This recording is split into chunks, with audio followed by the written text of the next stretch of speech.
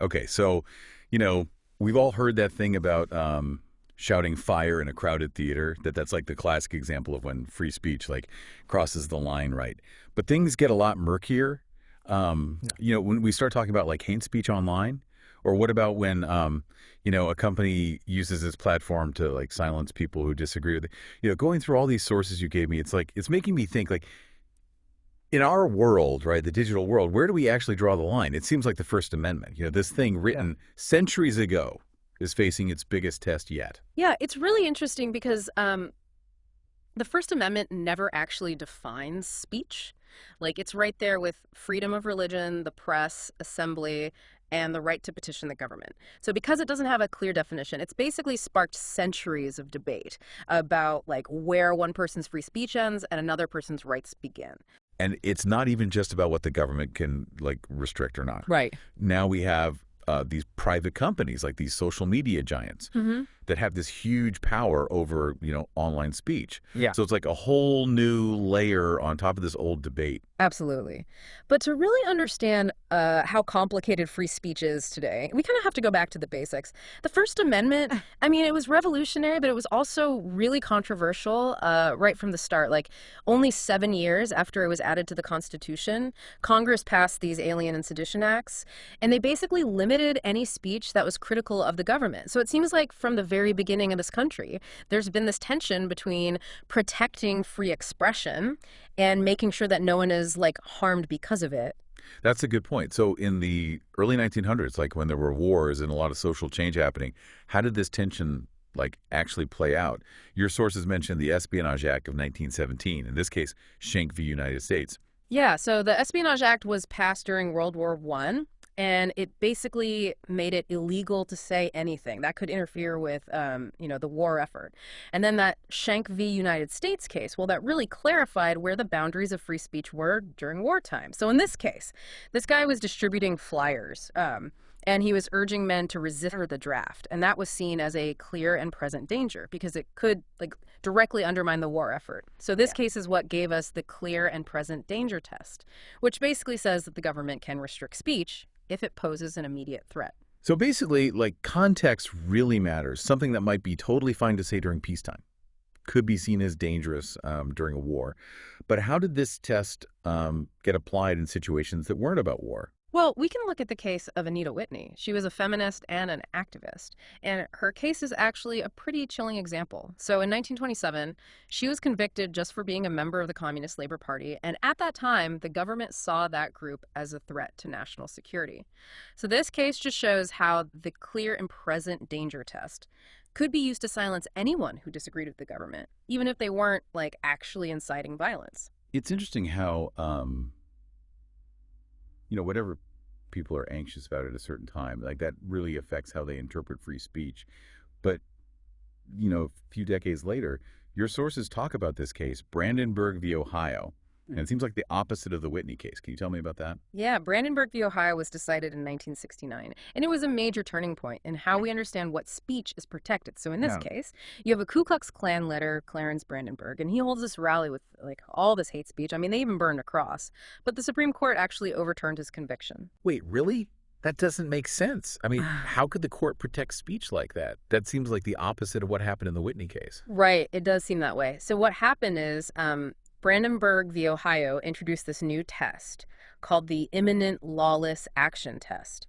And it says that speech can only be prohibited if it's likely to incite, like, immediate violence or some other illegal activity. So, like, simply saying you're in favor of violence isn't enough.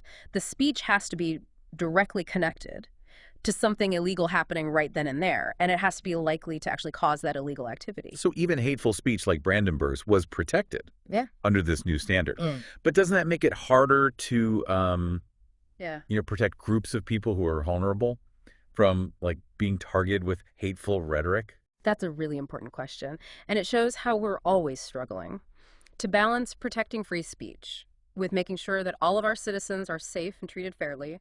The Brandenburg test. It was meant to protect everyone's right to express themselves, but it also kind of created a shield for some speech that could be really harmful. So we're still trying to figure out what the implications of that are, especially for marginalized communities. And then on top of all of that, Mhm.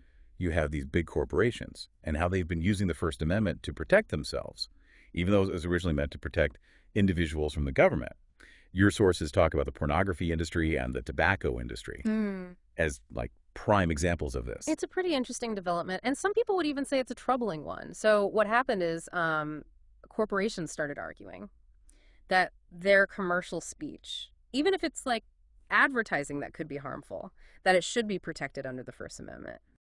That's interesting. So you saying that like a corporation's right to advertise cigarettes Yeah. is the same as an individual's right to, speak out against injustice? That's a big question at the heart of this whole debate. It is. Are we putting the interests of corporations above the rights of individuals?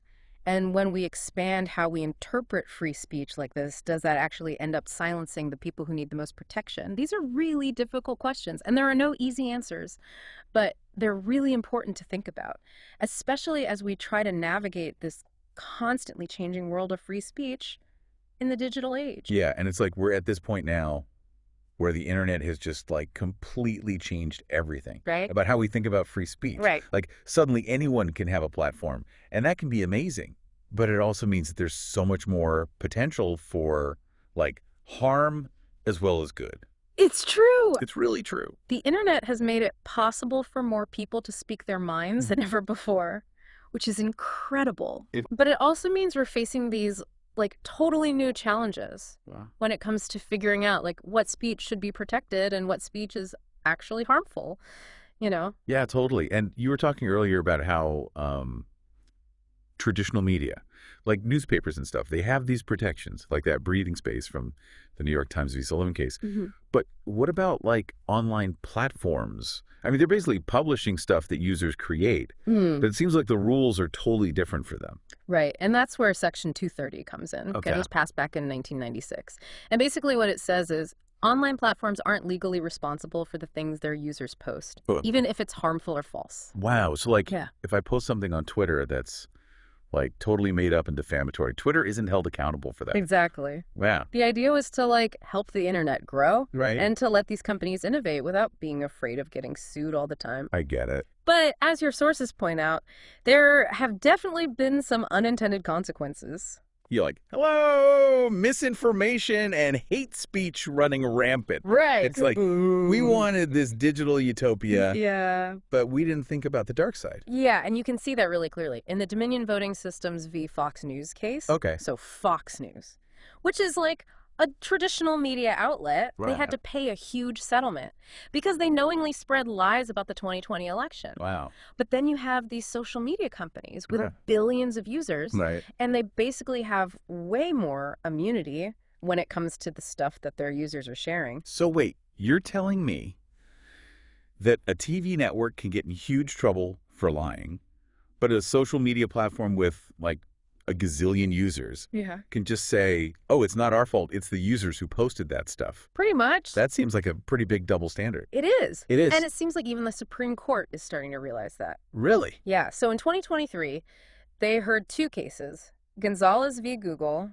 and Tomna v. Twitter, and those cases were about whether social media companies could be held responsible for, like, helping terrorists. Whoa. Terrorism. I mean, that takes this whole debate to a whole other level.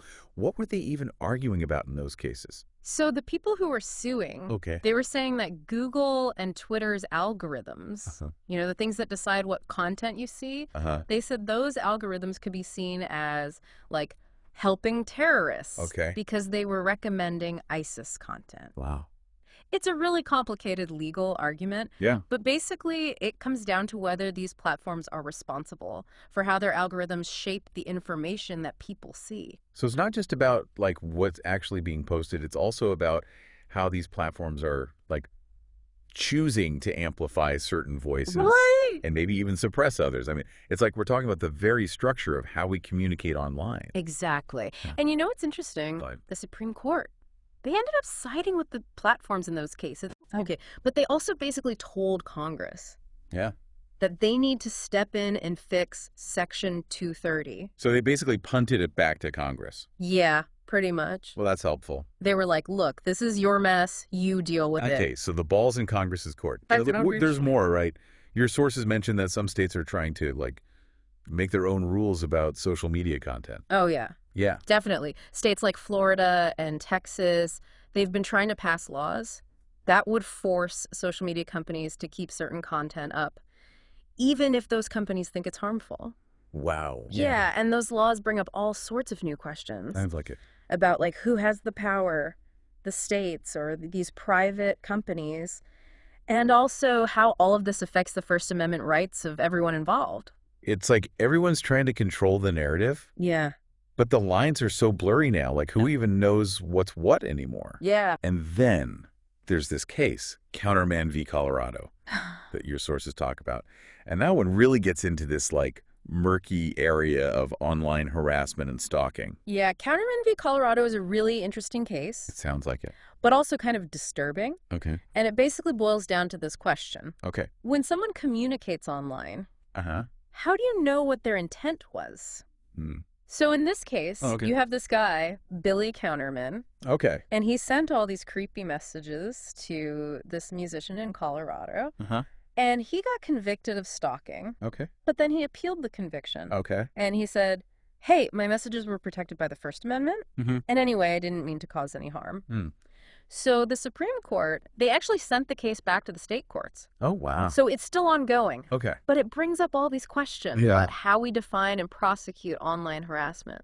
So how do you prove intent when it comes to, like, online communication? I mean, it's not like you can, read someone's mind or anything. Exactly. That's the really tricky part. It is. The court is trying to figure out how to balance everyone's right to free speech Right. with the need to protect people from being harassed online. Yeah. And the digital age makes this even harder. It does. Because when we communicate online, Uh, it's so easy to misinterpret things. totally. Yeah, totally. It's Right. like in person, you can, like, tell from someone's tone of voice. Yeah. Or their facial expressions, whether they're serious or joking. But online, all of that is gone. Right. So it's way harder to know whether someone is just being funny or if they're actually threatening you. Exactly. And this Counterman v. Colorado case, Mhm. I mean, it could really change how we think about not just stalking, but also online harassment, hate speech, even just like regular political arguments. Yes. I mean, it makes you realize that the line between free speech and harmful behavior, it can be really, really thin. Yeah, absolutely. And context matters so much. It really does. It really does. I think this is a good reminder that free speech, even though it's so important to our democracy, it's not unlimited, Mhm. right? Like, there are limits, Mhm. and those limits are constantly changing, especially as technology keeps evolving, like faster and faster. It feels like we're just starting to understand what free speech even means in the digital age. I mean, it's kind of crazy to think about how much technology has changed the way we communicate Yeah. and how all of that is making us, like, rethink what free speech even means. It really is. It is. We're living in a time that's totally unique in human history. I mean, we're dealing with questions that the people who wrote the Constitution, they couldn't have even imagined this stuff. Yeah, it's true. And as technology keeps getting more and more advanced, the challenges to free speech are only going to get more complicated. Definitely. And one thing that really stood out to me in your sources is this whole thing about artificial intelligence and how it's affecting free speech. Hey. Yeah. Like, Yeah. it seems like AI is making it even harder to tell the difference between, like, something a human wrote Yeah. and something that a machine created. And that creates all these, like, legal and ethical problems. Oh, totally. Yeah. I mean, think about it.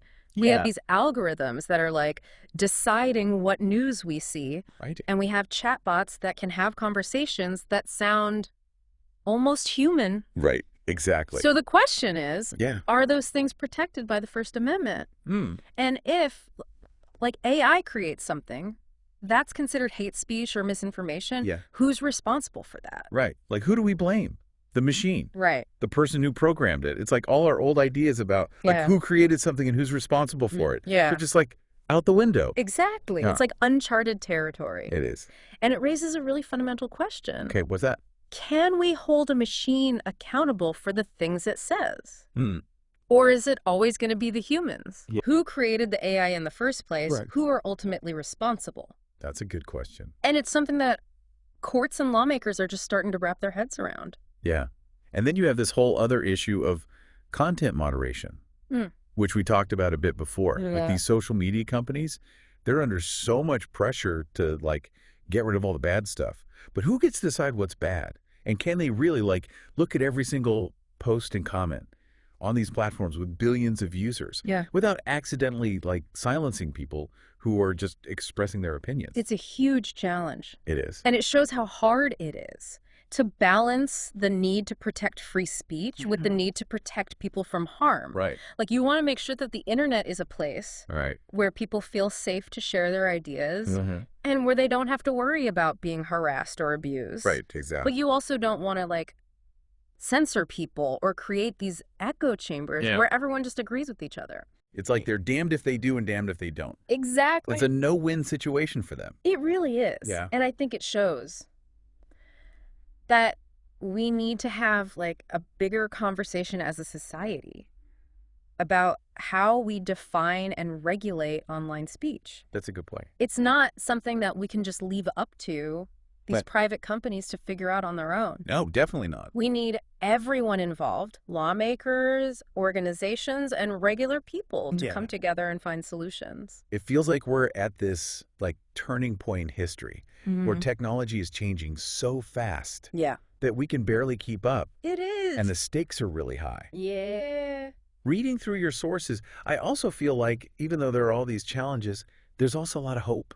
Like, Yeah. technology can be a force for good, too. I agree. Yeah. I mean, the internet has the potential to do so much good. Yeah. It can connect people from all over the world. It can give a voice to people who have been marginalized. Right. And it can help us understand each other better. Yeah. It's a powerful tool. It is. But we have to be careful, Uh, and we have to work together yeah. to make sure that we're using it in a way that benefits everyone. This whole deep dive has been like a real eye-opener for me. I think it's clear that this debate over free speech, it's not going away anytime soon. No. And the things we're dealing with now, Yeah, because of the internet and technology, they're unlike anything we've ever seen before. absolutely. But, you know, it's also kind of exciting It is. in a way It is. because we have this chance to, like, shape the future of free speech Yeah. and create a world where technology actually helps people Yeah. and makes things more fair and just Yeah. for everyone. I love that. It's definitely something worth fighting for. And to everyone listening out there, keep learning about these issues, keep talking about them, and keep using your voices to make a difference, because we can create a future where free speech can thrive in this digital age. Thanks for joining us on this journey, and we hope you'll keep diving deep with us as we explore all the fascinating and complex things happening in the world.